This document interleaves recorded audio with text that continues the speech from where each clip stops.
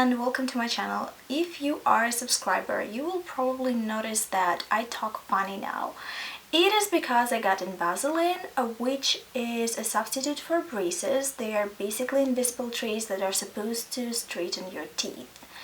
I will not accept any criticism about my lisp in the comment section. We all will just have to do with that. I decided that it's been a while since I've done a reading wrap-up, which is true, and I will accept the dragging in the comments about that particular topic. And I've read so many books in this time period that I have to film too many videos to properly wrap them up. But you know me, I am the lazy bitch, so I'm just going to do rapid reviews instead. So the first book that I want to talk about, well, I don't actually want to talk about it because it was terrible, but alas, this is the point of the video, is Him by Sarina Bowen and Elle Kennedy. For some reason, people always credit Sarina Bowen and never Elle Kennedy. I think they're both very popular romance authors. I'm not a big expert on MF romances, so don't ask me, I don't know. This one is an Elle romance. It is about Jamie and Ryan, who were best friends in the past but had fallen apart after a weirdly sexual bet that one of them lost to the other in the hockey camp. The premise is a top-notch premise, but the execution of this is horrible. This book, in my opinion, was one of the best examples of fetishistic trash. It had a lot of sexy times, which as a concept is not bad, but the development of the characters was very poor. The whole point of this book was for them to have sex, and the story had fallen on the second place. I also disliked the characters, and in my very humble opinion, this type of scenario takes much more talking before the characters bang. But what do I know? I am just one sad gay sitting in a room filming a video. The next book went much better with me. It was Her Royal Highness by Rachel Hawkins. First of all, I'm biased because I like Rachel Hawkins. She has a very convincing, very simple writing style, very appropriate for romances and contemporaries, and she also knows how to write believable characters. So this book is about Millie, who is a science nerd. Her heart was just broken by a girl who just got back with her ex-boyfriend. Lesbian drama, am I right? And to escape all this, she applies to transfer to a real fancy school in Scotland and gets in. She expects to be at peace and to pursue science, but she's assigned a room with a super stuck-up girl who really doesn't like her. Her name is Flora, and she also happens to be the Princess of Scotland. This gave me Princess Diaries vibes delivered in the best way possible. I also just love Princess Diaries. It's an iconic movie. Don't even come for me. I also enjoy the boarding school setting. I love reading about Scotland. And I really like the romance, which is important in a romance book. It's definitely much tamer than I expected from a hate-to-love romance, but it is also young adult, so nothing dark was supposed to happen, if you know what I mean. As a Slytherin, I love a darker story, but I think that young adult fiction should stay wholesome. Let's not ruin it for the kids. The next novel that I picked up, I believe, is on my most anticipated reads of 2019, so that was a disappointment. It is The Love and Lies of Rukhsana by Sabina Khan. So this book was very promising. It had a fantastic concept, and it is on voices when it comes to Bengali rap, I believe. The novel, even though it structurally made sense and I enjoyed the cultural parts and the familiar parts of this, crumbled apart when it came to queer stuff. It is about a girl named Rukhsana who is Bengali and who's also a lesbian. She tries to live up to her parents' expectations, but when they catch her with her girlfriend, they freak out and they send her to Bangladesh in hopes that she's going to get married to a Bengali dude. As I said, the structure in this novel is not bad, and it actually made sense and it had stakes. The problem lies with the way the author approached Rukhsana's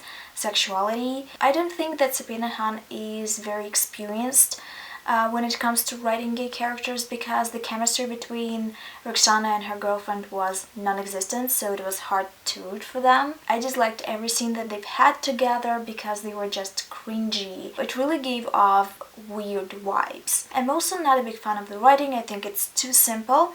It's very clipped. It reads a bit like a diary. It's weird.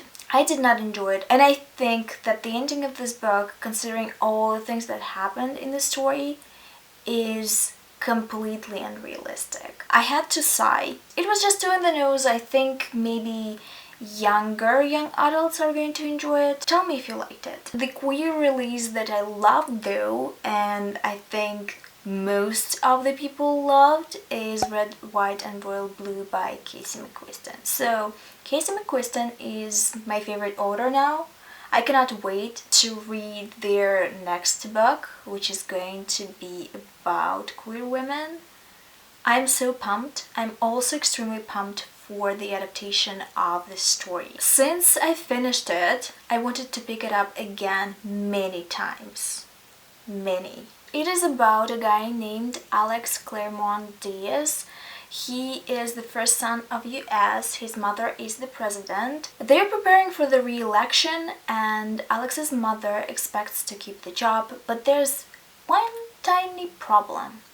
Alex has weird beef with the Prince of Wales named Henry. So they meet again at Henry's brother's wedding and they get in a fight and they ruin a huge cake, and the tabloids are going crazy. So the PR teams agree that they should fake their friendship, and while they're pretending to be friends, it turns out that there's something else there, like mad attraction.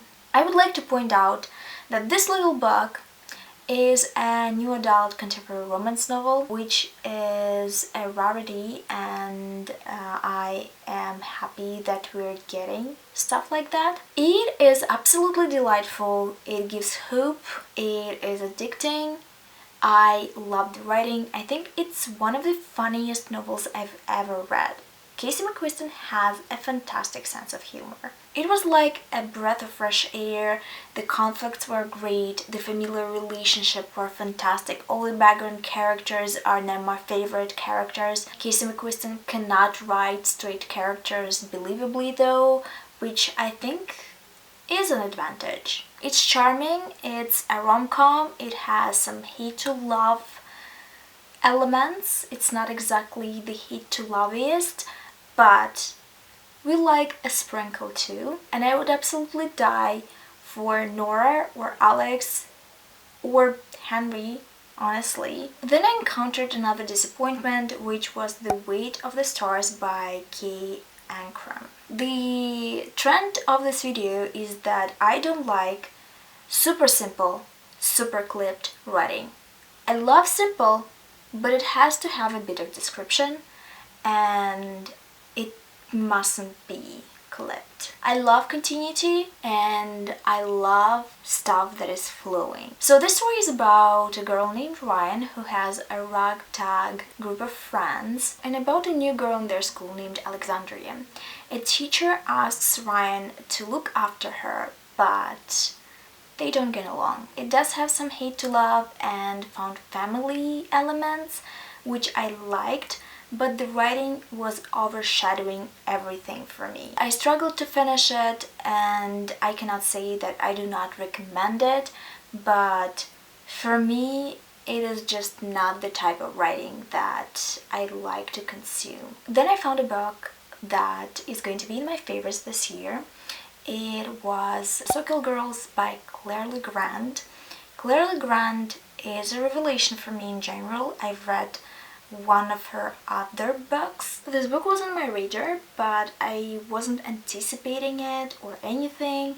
I've heard fantastic reviews though, so I decided to pick it up. I started reading it as an audiobook and I recommend it. It's a good audiobook. Then I just wanted to read with my eyes because I was very invested.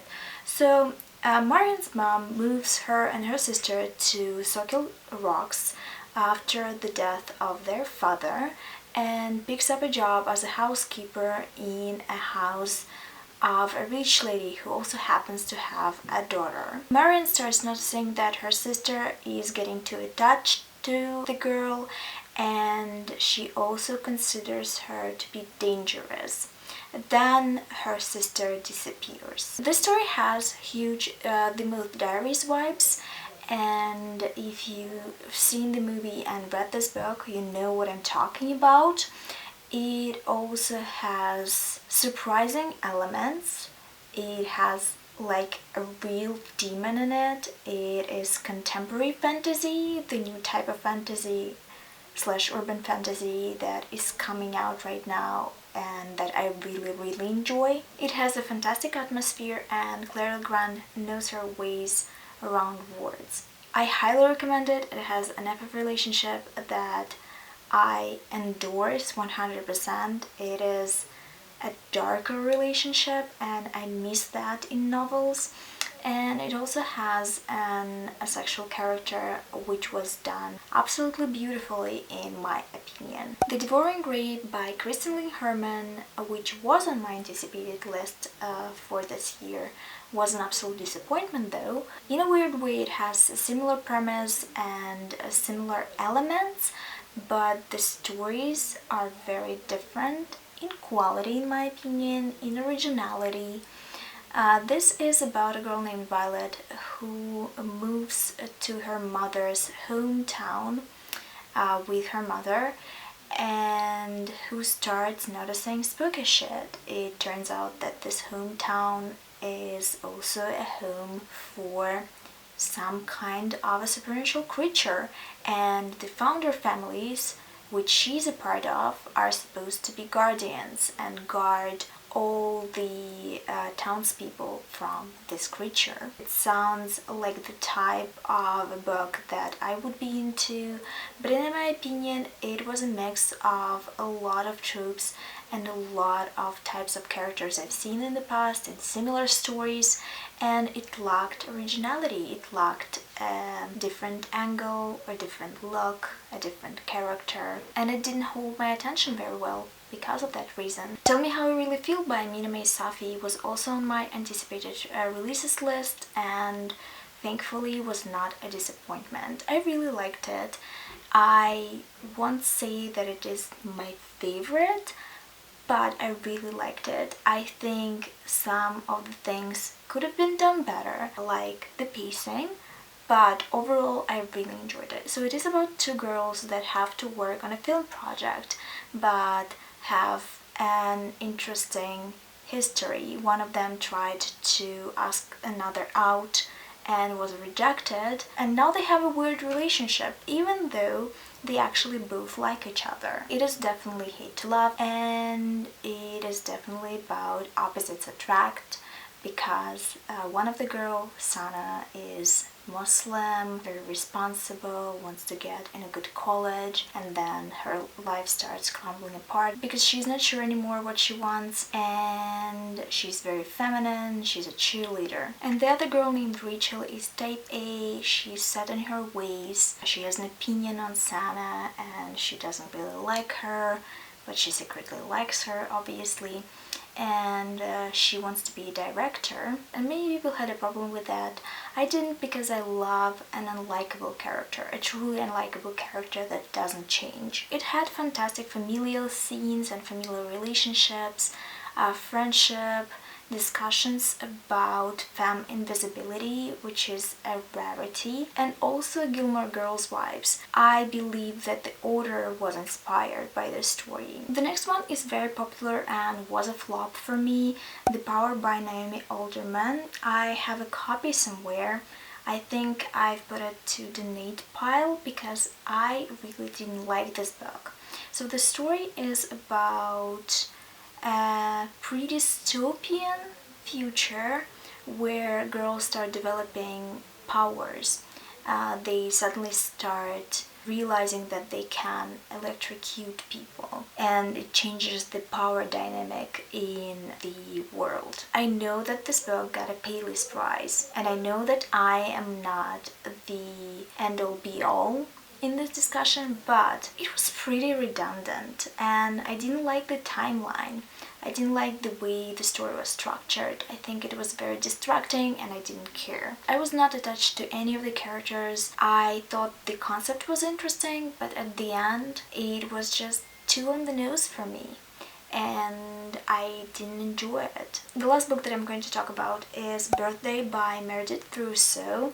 It's also a new release, wasn't on my anticipated list. I actually didn't know that it's coming out. I heard about Meredith Russo and her other book, If I Was a Girl, but I kind of felt like it was for a younger audience. It is about Morgan and Eric, who are inseparable since they were very little because they've had the same birthday. And it's about them growing together and realizing stuff about themselves, basically. It's also about Morgan's journey in understanding her gender and struggling with the idea that her best friend doesn't see her the way she is. I think that the story is so wholesome. It's so beautiful.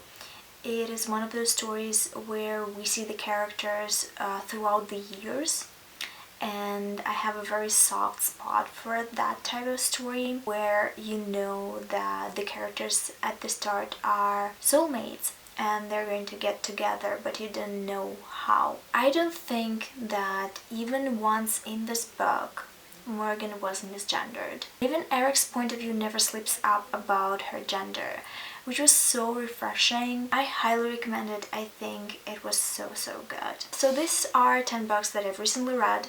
I have a list of other books that I also have to wrap up. Tell me in the comments down below if you enjoy this type of wrap up, if you don't want a lengthy one, if you just want to know if I like the book or not, and maybe some buzzwords thrown in. If you read any of this, tell me your opinions about them as well. Let's just chat. That is everything for the video. Thank you for watching. If you're not subscribed, subscribe. I see you. I see the percentages of people that are not subscribed and I'm mad every single time. I hope you've had a great time. If you did, leave a like because it helps the channel. I'll see you in my next video, which is going to be super exciting. But until then,